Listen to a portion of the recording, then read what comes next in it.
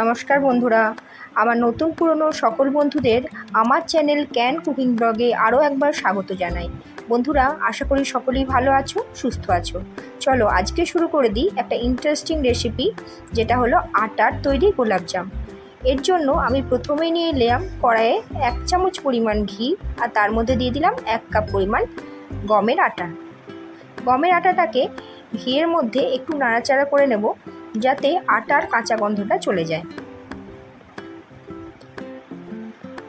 বেশিক্ষণ নাড়াচাড়া করতে হবে না, হালকা একটু নাড়াচাড়া করে এটা নামিয়ে নিলাম। এর মধ্যে দিয়ে দিলাম অল্প সামান্য নুন, আর দিয়ে দিলাম 1/2 চামচ পরিমাণ বেকিং পাউডার। এবার দিয়ে দিচ্ছি এতে 1/2 কাপ গুঁড়ো দুধ। সবকটা উপকরণ একসঙ্গে ভালোভাবে মিশিয়ে নিলাম। এরপর এগুলোকে মিশিয়ে নেবার পর অল্প অল্প করে দুধ দিয়ে, লিকুইড দুধ সামান্য সামান্য করে ব্যবহার করে এটাকে একটা সুন্দর ডো বানিয়ে নেব।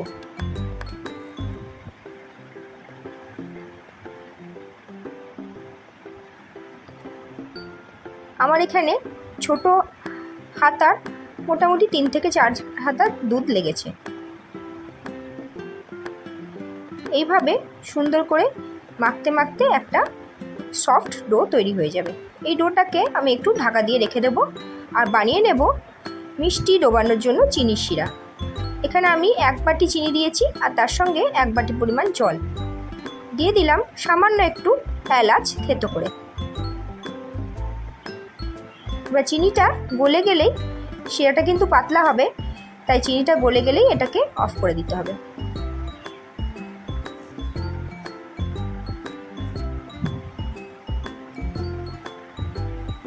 চলো এবার এই ডোটা থেকে ছোট্ট ছোট্ট গোল গোল লেচি কেটে এগুলোকে মিষ্টির মতো গোল গোল করে গড়ে নেব।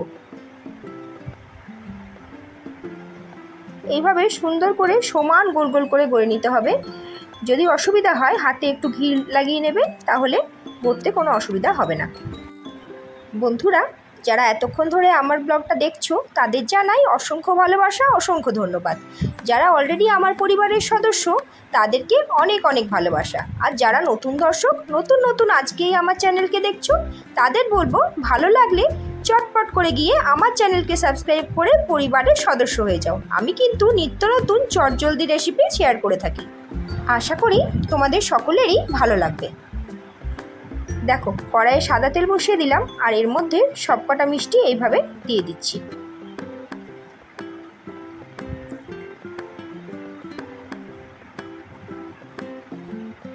গ্যাসের ফ্লেমটা এই অবস্থায় সিমে রাখবে, যাতে উপর থেকে এগুলো চটজলদি পুড়ে না যায়।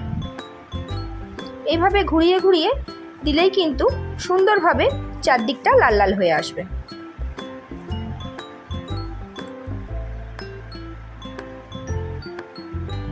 এরকমভাবে ভাজা হয়ে গেলে এই অবস্থায় তুলে নিয়ে এটাকে গরম গরম রসে ফেলে দিতে হবে।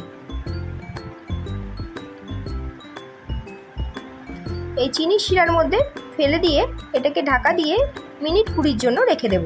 তাহলেই তৈরি হয়ে যাবে আজকের আটার গোলাপজাম। তাহলে বন্ধুরা, দেখতেই পেলে আজকের রেসিপিটা কতটা সহজ।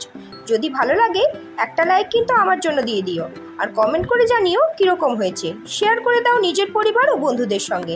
চলো তাহলে দেখা হচ্ছে আগামী দিনে নতুন কিছু নিয়ে।